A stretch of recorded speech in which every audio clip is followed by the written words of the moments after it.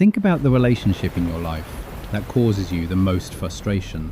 Not the mild annoyance kind, the real one. The one you bring up every single time you meet your closest friends for coffee. The one that follows you home at the end of a long day and sits on your chest when you are trying to fall asleep. The one where you have had the same argument so many times that you could practically script both sides of it from memory.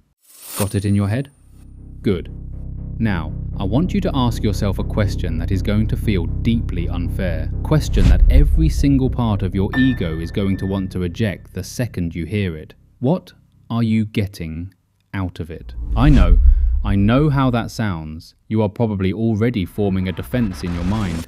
You are thinking about everything that person has done, every way they have let you down, every promise they broke, every time they made you feel invisible or unimportant or just plain exhausted. And all of that might be completely true. I am not here to dismiss any of it, but I am here to tell you that the question still stands, and the fact that it makes you uncomfortable is actually the most important thing about it.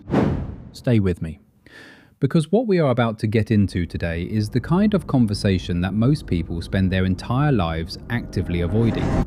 And the people who avoid it the longest tend to be the ones who wonder, a decade later, why they keep ending up in the same situations with different names and faces attached to them.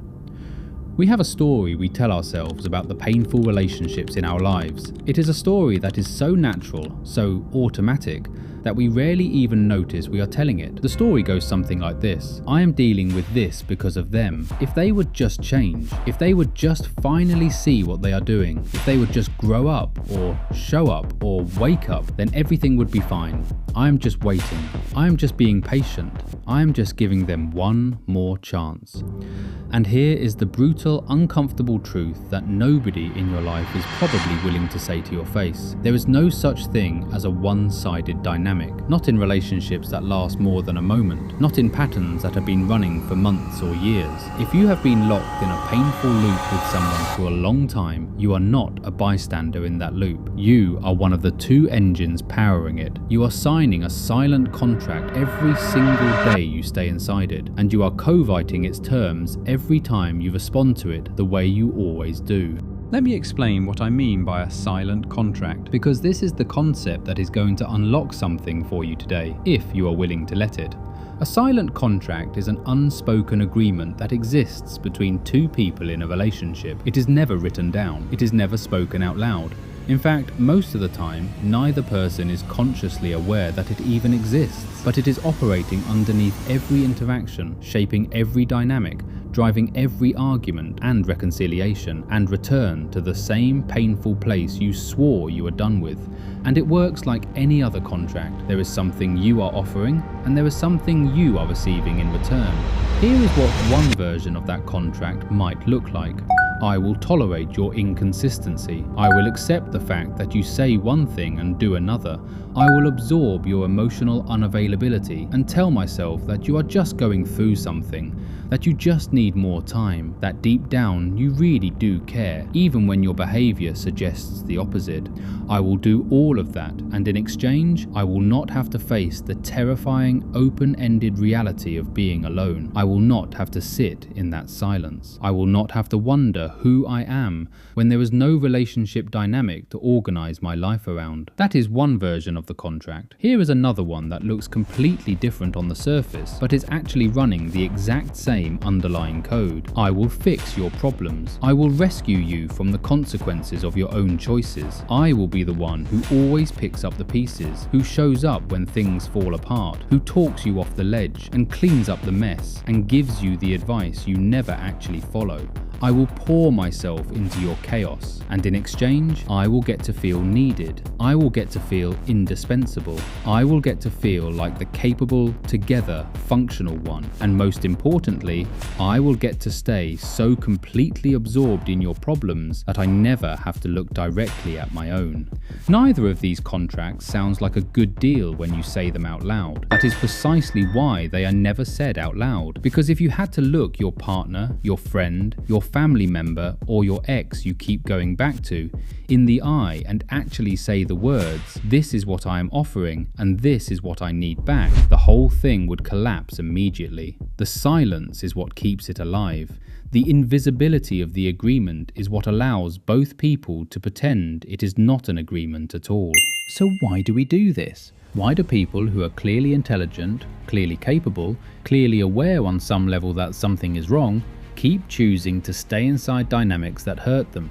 The answer has nothing to do with weakness. I want to make that really clear. People stay in painful loops not because they are broken or stupid or simply do not know better. They stay because the human brain has a feature that in survival contexts is extraordinarily useful, but in relational contexts can absolutely wreck your life. Your brain is wired to find safety in the familiar, not happiness, not health, not fulfillment, familiarity. Your nervous system learns what to expect from your environment, and it starts to classify predictable patterns as safe, even when those patterns are objectively painful.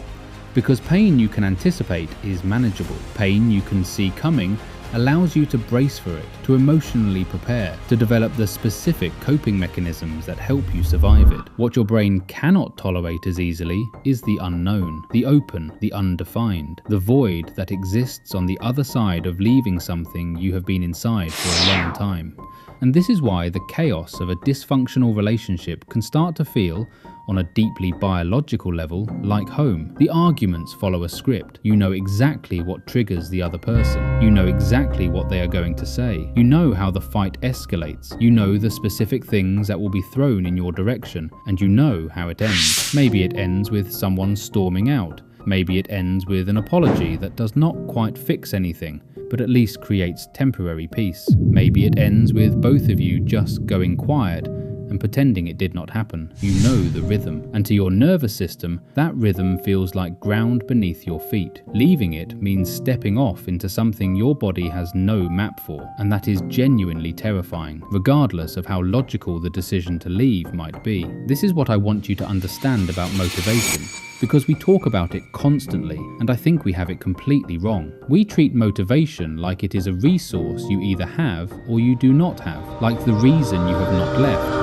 or the reason you have not set the boundary, or the reason you keep finding yourself back in the same conversation you promised yourself you were done having is simply that you have not found the right motivation yet. We think, if I could just want it badly enough, I would finally do the thing. We look for the breakthrough moment, the rock bottom that finally tips the scale, the speech we are going to give ourselves in the mirror that will make everything click. But motivation is one of the most unreliable forces in human psychology. It is real, but it is incredibly fragile. It spikes in moments of pain or inspiration, and then evaporates almost immediately when the emotional temperature drops back to normal. You can be completely certain in the middle of an argument that you are done, and then 6 hours later, in the quiet of a Tuesday night, when the loneliness creeps in and your phone is too silent, that certainty dissolves like it was never there at all. Motivation is not the engine of change. Awareness is. Real change begins not with wanting to be different,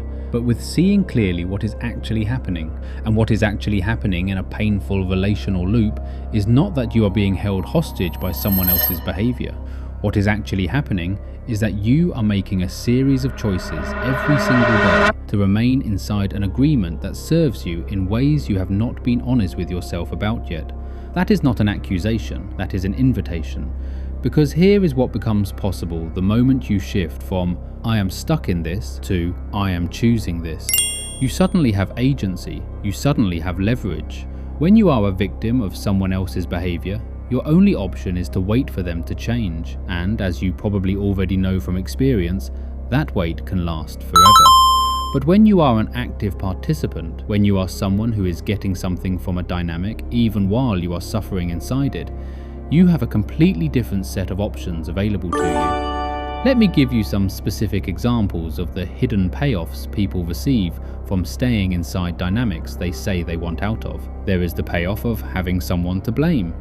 When a relationship is clearly the source of your misery, it simplifies things enormously. You have an explanation for why your life is not what you want it to be. The relationship is why you are stressed. The relationship is why you have not pursued the career change, or why you are drinking more than you should, or why your other relationships have suffered. The relationship becomes a holding pen for all of your unexplored potential.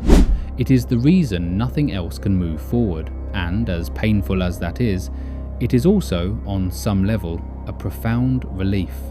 Because if the relationship is the problem, then fixing yourself does not need to be on the agenda right now. You just need to fix the relationship first. There is the payoff of identity. Some people have been the person who is dealing with this for so long that it has become a core part of who they are. It is the thing that connects them to their friendships, the thing they talk about, the storyline that makes their life feel like it has a shape. The struggling wife, the exhausted caretaker, the loyal one who keeps showing up even when it is not reciprocated. These roles feel meaningful even when they feel terrible. And walking away from the role means walking away from the structure it provides, which can feel like losing a part of yourself, even if that part was quietly destroying you. There is the payoff of moral superiority.